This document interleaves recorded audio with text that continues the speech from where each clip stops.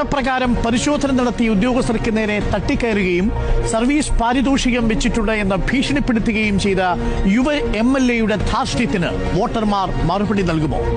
ഞങ്ങളുടെ പരാതി എന്താണ്? അവരുടെ പ്രവൃത്തി, അവരുടെ ഡ്യൂട്ടി പൂർണ്ണമായും ചെയ്തില്ല എന്നുള്ളതാണ് പരാതി. എന്നിട്ട് MP-യും MLA-യും നിരന്തരം അവരോട് പറയുന്നത് നിങ്ങൾ പരിശോധിക്കൂ എന്നാണ്.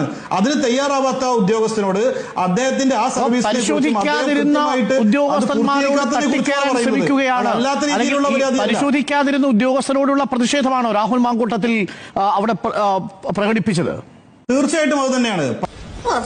ബാക്കിയുള്ള എല്ലാ നേതാക്കളും, അനിൽകുമാർ കടന്നുപോയി, MP കെ രാധാകൃഷ്ണൻ കടന്നുപോയി, അബ്ദുൽ വാഹിദ് MP കടന്നുപോയി, ഇവരുടെ എല്ലാം വാഹനങ്ങൾ ഇങ്ങനെ ഡിക്കി തുറന്ന് പരിശോധിച്ചല്ലേ കടന്നു പോകുന്നത്. അവർക്കൊന്നുമില്ലാത്ത ബുദ്ധിമുട്ട് എന്താണ് ഷാഫി പറമ്പിലിനും രാഹുൽ മാങ്കൂട്ടത്തിനും മാത്രം? തിരഞ്ഞെടുപ്പ് ഡ്യൂട്ടിക്ക് നിയോഗിക്കപ്പെട്ട ഉദ്യോഗസ്ഥനോട് സർവീസ് പാരിതോഷികം ഞാൻ തരാമെന്ന് പ്രതിപക്ഷത്തിലെ ഒരു യുവ MLA പറയുകയാണ്. അതിനെ താങ്കൾ അംഗീകരിക്കുന്നുണ്ടോ TP അഷ്റഫ് അലി? എന്താണ് പറഞ്ഞതിന്റെ അർത്ഥം? എന്താണ് ഈ സർവീസ് പാരിതോഷികം? ഇന്ന് അതിനെക്കുറിച്ച് രാഹുൽ മാങ്കൂട്ടത്തിൽ പറഞ്ഞത് താങ്കൾ കേട്ടോ? ഇന്ന് അദ്ദേഹം പറഞ്ഞത് എന്താണ്? ഇതിനുള്ള പാരിതോഷികം ജനങ്ങൾ നൽകും എന്നുള്ള രൂപത്തിലാണ് അദ്ദേഹം നിന്റെ സർവീസിനുള്ള പാരിതോഷികം തരാം കേട്ടോ. ഇതൊന്നും ഇതല്ലല്ലോ, നിന്റെ സർവീസിനുള്ള പാരിതോഷികം തരാം കേട്ടോ.